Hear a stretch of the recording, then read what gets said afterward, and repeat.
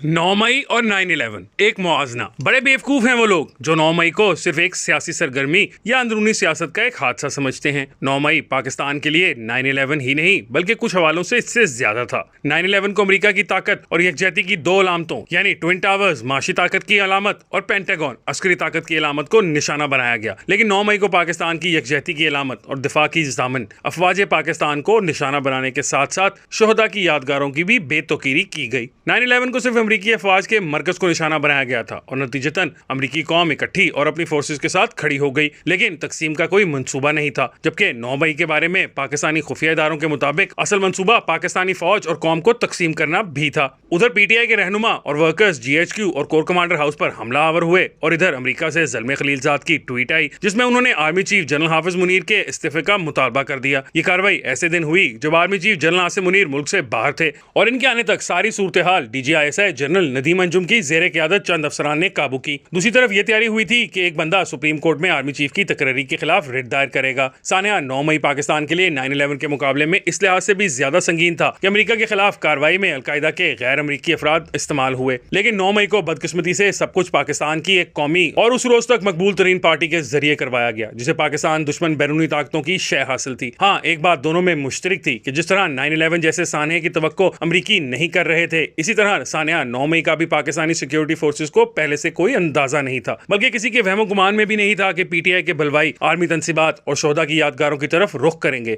इस रोज कौमी एहतसाब ब्यूरो जो कानूनी तौर पर हुकूमत के मातहत है और न पहले से इदारों को बताने का पाबंद है, ने इमरान खान की गिरफ्तारी का वारंट जारी किया जिसके लिए रेंजर्स को इस्तेमाल किया गया। दूसरी तरफ PTI की तरफ से पहले से मुनज़्ज़म मनसूबाबंदी की गई थी। हर लीडर और हर कारकुन को पहले से बता दिया गया था कि जब भी इमरान खान गिरफ्तार हों तो वो फौरन सड़कों पर निकलें।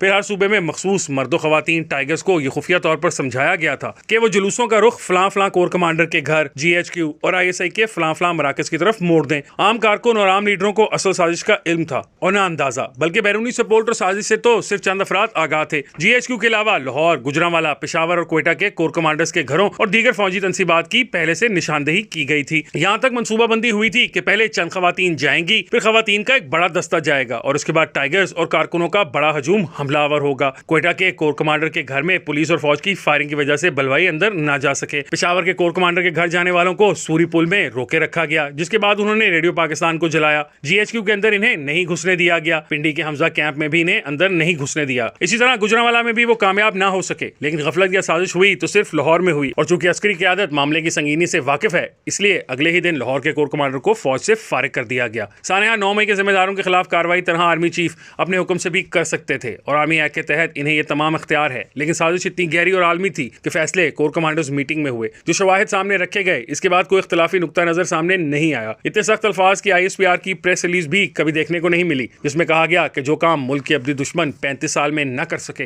वो इख्तिदार की हवस में मुब्तला एक सियासी लबादा उड़े हुए ग्रोह ने कर दिखाया। PTI की क़यादत लाख चाहे इसके नताइज भुगतने से नहीं बच सकती, क्योंकि तमाम कोर कमांडर्स के मुत्तफिका फैसले के आगे के अल्फाज यूं हैं कि जो सहूलतकार, मनसूबा साज और सियासी बलवाई इन कार्रवाइयों में मुलव्वस हैं, इनकी शनाख्त कर ली गई है और इनके खिलाफ कानून के मुताबिक सख्त कार्रवाई की जाएगी और ये तमाम शरपसंद नासिर अब नताइज के खुद जिम्मेदार होंगे। फौजी और रियासती तनसीबात और अमलाक पर किसी भी मजीद हमले की सूरत में शदीद रद्द-ए-अमल दिया जाएगा, यानी सजा सिर्फ सियासी बलवाइयों को नहीं दी जाएगी बल्कि सहूलतकारों और मनसूबा साजों के खिलाफ भी सख्त कार्रवाई की जाएगी। यही वजह है कि जुल्फी बुखारी जैसे लोग मुल्क से भाग गए। फवाद चौधरी, खुसरू बख्तियार और चौधरी वजाहत जैसे जो लोग इन जुमलों के मानी और नताइज को जानते हैं, इसलिए उन्होंने PTI छोड़ने में देर नहीं लगाई, जबकि जो सादा लोग इसे सिर्फ पाकिस्तान का अंदरूनी सियासी खेल या एक रोज का सियासी हादसा समझते हैं, वो अभी तक जुड़े हुए हैं। ये मुकाबला अब दो सियासी कुव्वतों का नहीं बल्कि रियासत पाकिस्तान और PTI के माबैन है, क्योंकि कोर कमांडर्स मीटिंग के बाद वजीर आजम की ज़ेर सदारत काबीना की कौमी सलामती कमेटी का इजलास हुआ जिसमें एयरफोर्स और नेवी के सरबराहान के अलावा joint chief of staff committee के चेयरमैन जनरल साहिर शमशाद भी मौजूद थे। फिर इस तज्ज़िया और फैसले की तौसीक वफाकी काबीना ने भी कर दी। इसलिए इस मामले में अब ना मसालत हो सकती है और ना एक फर्द या चंद अफराद इसे रिवर्स कर सकते हैं। अब ये रियासत और PTI का बराह रास्त टकराव है और खुद इमरान खान ने बतौर वजीर आजम TLP के एहतजाज के वक्त कौम से खिताब में कहा था कि खबरदार, रियासत से मत टकराना, दूसरों को नसीहत करते हुए अब वो खुद बैरूनी इशारों